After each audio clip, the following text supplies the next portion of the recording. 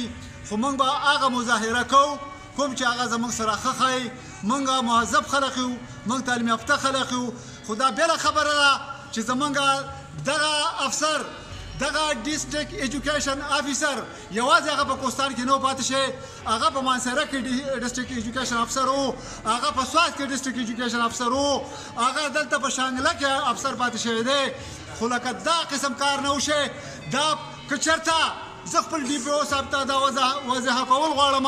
که چېرته د بار نه یو سړی راشي او په شانګله کې داسې چل وشي نو ستا به زموږ سره څه دي د دې واقعیت تاسو سره لږ وضاحت کوم د 15 شپږو ورځو نه نواب د 16 کسانو د کلاس 4 آرډر کړی و تاسو ټولو ته پته ده چې کلاس 4 د ایم پی ای کوټه ده او د ایم پی ای په خوله منې کېږي ایم پی ای کوي نواب ته 15 ورځو نه دمکیانې ملاوېدې بیا په دغه ورځ باندې نواب پولیس ته به اطلاع کړله پولیس تاڼې ایس چو سره دا خبرې شوي دي چې ما ته خطره ده ما له سکیورټي راکړئ نو ایس چو هغه ته وی چې بهی پولیس ګشت باندې وتي دي ما سره دې ټایم کې پولیس نشته نواب هلته دوه نیمې ګنټې دوی یرغمال کړلې په کمره کې کېنولې بیا د هغې نه راکوشی دی خپل آفس ته کته آفس ته دوی راکوشي دي دا تقریبا 10-11 کسانو او بیا چې د دوی په منځ کې هر څه خبرې شوي دي موږ ته نه دي واضح شي خو دوی اولنی ډز د نواب په سینه باندې کړلی هغه په کرسۍ کې ارتاو شوی دی بیا دی هلک د هغه په خوله کې تماچه ایښې ده د هغه په خوله کې د تماچه ډزول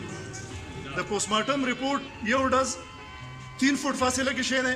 او دویم ډز د هغه په خوله کې د تماچه ایښې ده د هلکان پوسټ مارټم کې بېګا مونږ وو د هغه په خوله کې تماچه ایښې دی بیا ډزول حالانکې هغه ډز سره ول هغه د دې ډز نه مړو او دا ګولۍ نیمه د هغه په دې ځای کې نښتې وه دا بله ګولۍ د هغه نیمه شوې وه د دې جامې سره نیمه د هغه په شاته په سټ کې نښتې وه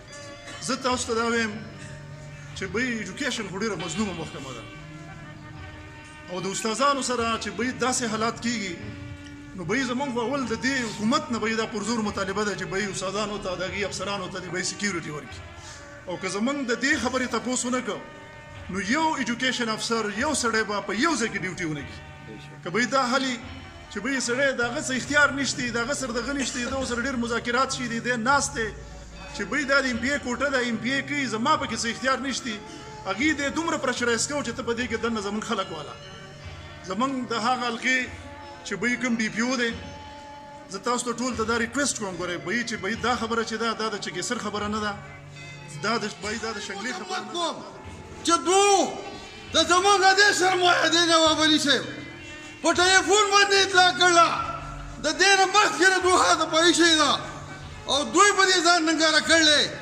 او دله یې سکیورټي نه ده ورکړې د پولیس یو معمولي افسر ته دې سکیورټي میلاوي د فارسټ یو معمولي افسر ته دې سکیورټي میلاوي او د ایجوکیشن به موږ ایکشن الوه زموږ ایکشن به د سار نه د سار نه نه سکول منم نه دفتر منم که دفتر ته هم څوک لاړ نو هغه سړی به هم زما غلي که پرنسپل سکول ته لاړ نو هغه به زما غلي که کلرک لاړ او فایل یې کولاو نه به زما غلي او زما احتجاج به دا نه وي چې زه به کور کې ناست یم د بشام به چوک کې به ناست یم یو کوستانی به رانه یو کوستانی به زما نه بشام ته نه راځي شانګلې ته به کوستانی سړی نه داخلېږي او موږ پکې خپل یو انتهایی قابل زمونږ د دغه شانګلې ویاړ هغه پکې موږ شهید کړو هغه موږ لاس وبایله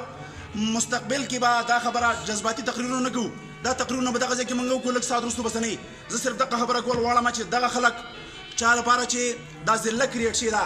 دا ذله د یو څو کلو دپاره کریټ شوې ده د یو ووټ د ایم پی ای د یو ووټ دپاره کریټ شوې ده دغه نه ډیزرو کوي چې دغه ډسټرکټ شي موږ د اولنۍ مطالبه دا ده چې دا ډسټرکټ دا ډسټرکټ چې دا ختم شي دا واپس والي دویمه خبره دا ده چې زمونږ دغه کوم څومره خلک چې دی چې هغه ایجوکیشن ډپارټمنټ کې څوک هم کار کوي او هغه په دغه 3 ډسټرکټس کې کار کوي د کوهستان دغه 3 ډسټرکټ کې دا سب هیومن کریچر دي دا انسانان نه دي زه دا خبره کوم چې چېرې